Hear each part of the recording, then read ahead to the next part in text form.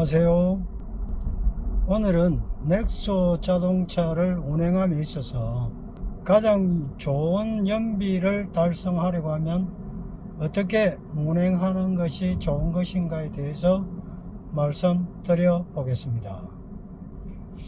먼저 여기에 나오는 게이지의 평균 연비, 또 달리는 중에 연비의 상태가 오르락 내리락 하고 있는데, 이것을 보면서 말씀을 드리도록 하겠습니다. 먼저 어떻게 운행하는 게 연비가 좋은가를 따지기 위해서 저속, 중속, 고속으로 나누어야 할 필요가 있을 것 같습니다. 즉, 저속일 때의 운행 방식, 중속일 때의 운행 방식, 고속일 때의 운행 방식, 이렇게 나누어서 보는 것이 좋을 것 같고, 또 지형에 따라서 내리막길일 때, 오르막길일 때 저속으로 운행할 것인지 고속으로 운행할 것인지 판단에 대한 말씀도 함께 드리도록 하겠습니다. 앞차와의 거리 간격을 유지한 채 정속 주행을 할 때에는 크루즈 기능을 쓸 때가 많은데, 크루즈를 설정을 한 상태에서 달리는 것과 크루즈가 아닌 일반 모드에서 달릴 때의 연비의 호불호가 어떻게 되는지에 대해서는 지금까지 제가 운행을 해본 결과로는 큰 차이는 없었다. 경우에 따라서는 오히려 크루즈로 운행을 하는 것이 더 연비에 있어서는 좋은 부분이 있었다, 이렇게 말씀드릴 수 있을 것 같습니다.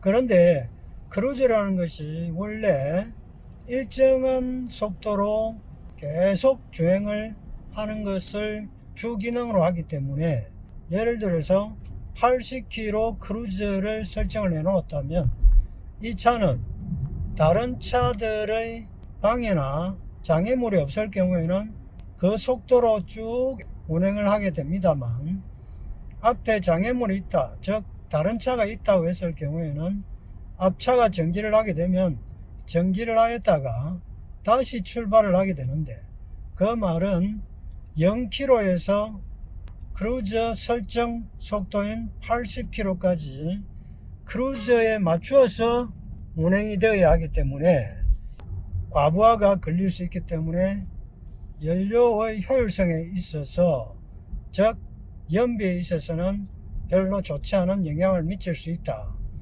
그렇기 때문에 저속에서 원하는 속도까지 올린 다음에 크루즈를 활성화하는 것이 좋지 않을까, 이런 생각을 해봅니다. 하지만 일반적인 경우에 있어서는 일반 모드나 크루즈 모드나 연비에 있어서 큰 영향은 없다, 이렇게 보는 것이 제가 보는 관점입니다. 그래서 연비에서 가장 큰 영향을 미치는 것은 차량 속도와 지형이 되겠습니다. 지형에 따른 차량 속도를 어떻게 할 것인가 하는 것이 연비를 올리는 데 있어서 가장 중요한 요인이 아닌가 생각이 됩니다. 이 연비에 대한 말씀을 드리기 전에 저속을 30, 중속을 60, 고속을 90km로 정의를 한 다음에 말씀을 드리도록 하겠습니다. 먼저 저속의 경우에는 30km 안팎의 속도가 되겠는데, 저속을 사용할 경우에는 교통이 복잡하다거나 언덕을 올라갈 때는 가능한 한 저속으로 운행을 하는 것이 연비에 좋습니다. 빠른 속도로 언덕을 올라가게 되면 연비는 급속히 떨어집니다. 그렇기 때문에 차량이 정체되어 있다거나 언덕을 오를 때는 20 내지 30km 낮은 속도로 달리는 것이 연비에는 가장 좋다, 이렇게 생각할 수 있겠습니다. 그래서 지금까지 말씀드린 내용을 정리를 해보면, 결국은 저속의 경우에는 평지든 언덕바지든 연비에 있어서는 가장 좋습니다.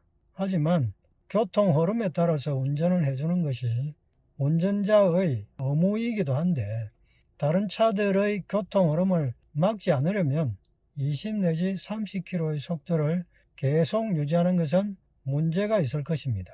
그래서 저속으로 달릴 환경이 되는 경우에는 또 시간이 여유가 있다면 저속으로 달리면 연비에는 크게 도움이 된다.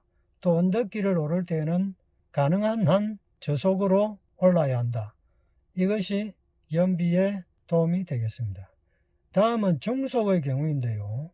중속의 경우는 일반 평지에서 원활한 교통 흐름이 있을 때에는 중속으로 달리는 것이 교통 흐름에도 부합하고 또 연비에도 좋은 흐름이기 때문에 평지나 교통 흐름이 좋을 때에는 중속으로 달린다.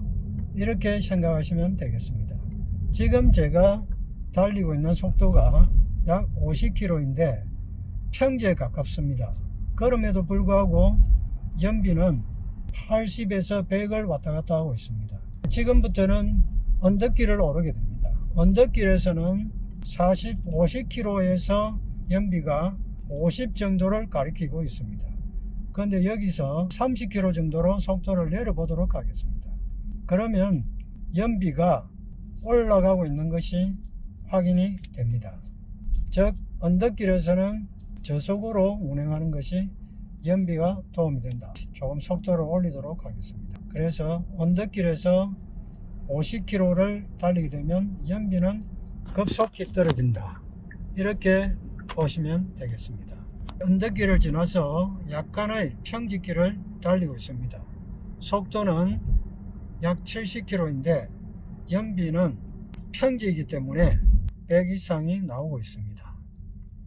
이런 정도의 도로 상태라면 크루즈를 설정한 다음에 약 50km 이상 70km까지를 달린다 하더라도 연비는 잘 나올 수 있는 조건이 되는 것입니다.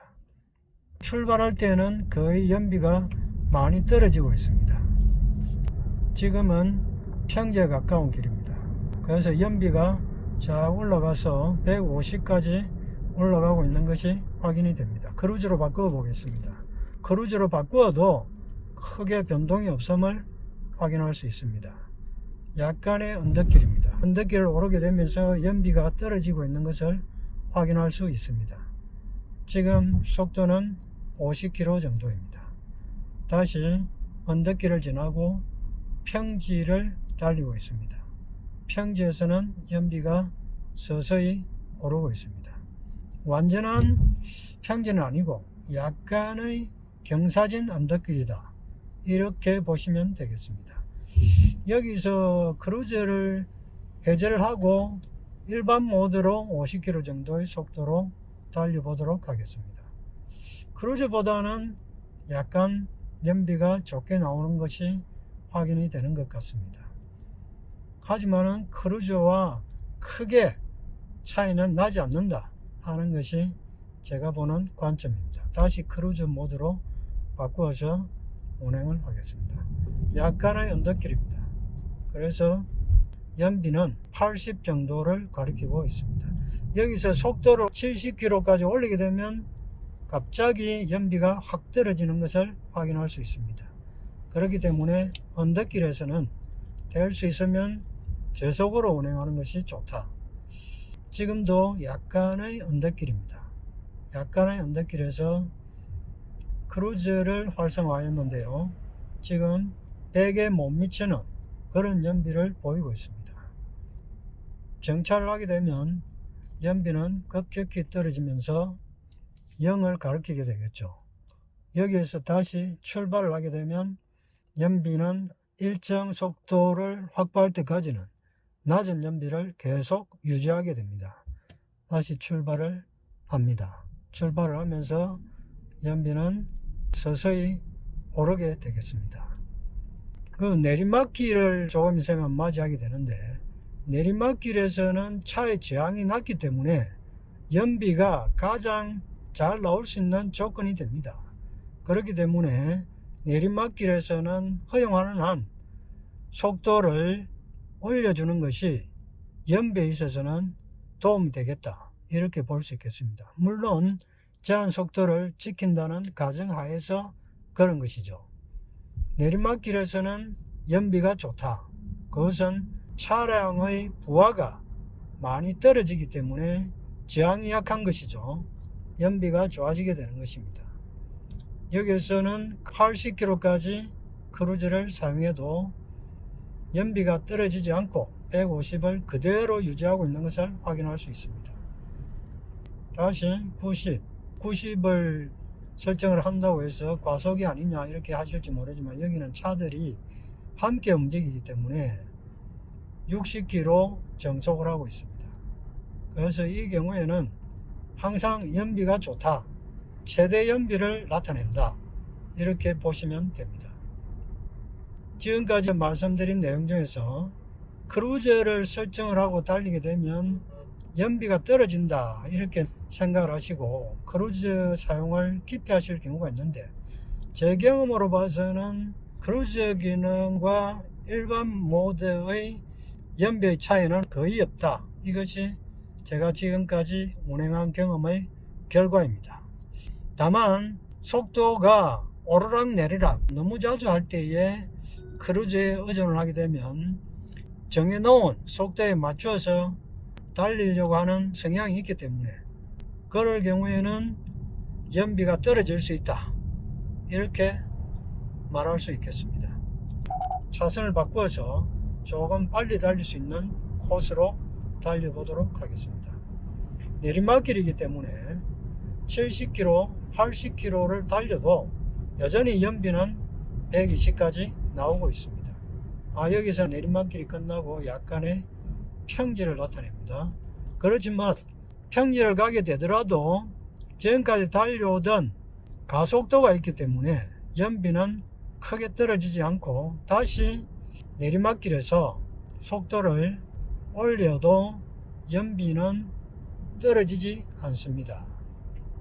여기는 70km까지 지금 달리고 있는데 연비가 떨어지지 않는 것을 확인을 할 수가 있습니다. 꽃이 좋습니다.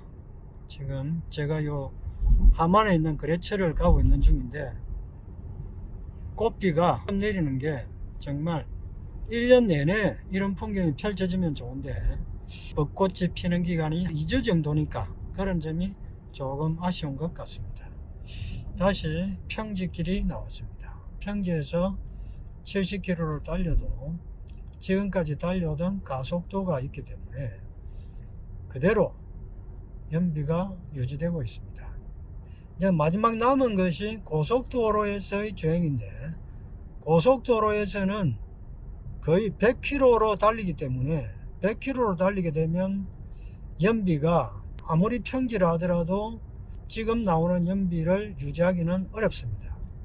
그렇기 때문에 고속도로에서도 될 수 있으면 정속 주행을 하시고 언덕길과 같은 고바위길에서는 조금 속도를 낮추어서 연비가 너무 떨어지지 않게끔 운행하는 것이 평균 연비를 올리는데 도움이 되겠습니다. 제가 얼마 전까지만 하더라도 크루즈를 설정을 해 놓은 채 브레이크만 살짝 눌렀다가 놓으니까 시내에서도 크루즈, 고속도로에서도 크루즈, 언덕길에서도 크루즈, 내리막길에서도 크루즈, 이렇게 하다 보니까 이 평균 연비가 사실 100도 안 나왔습니다. 그렇게 하다 보니까 가스를 아무리 100% 충전을 해도 예상 주행거리가 540을 넘지가 않았습니다.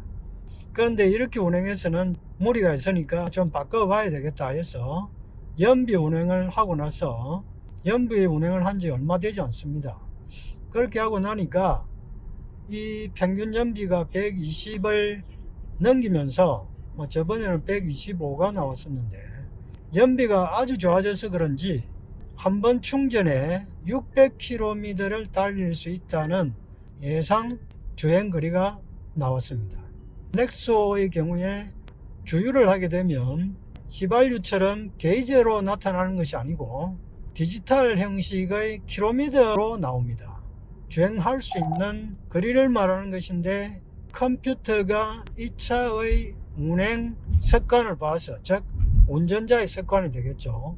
운전자의 습관을 봐서는 약 540km 정도를 달릴 수 있겠다, 이렇게 예상을 했던 것이 연비 운행을 하고 난 이후부터는 충전 후 예상거리가 600까지 늘었습니다.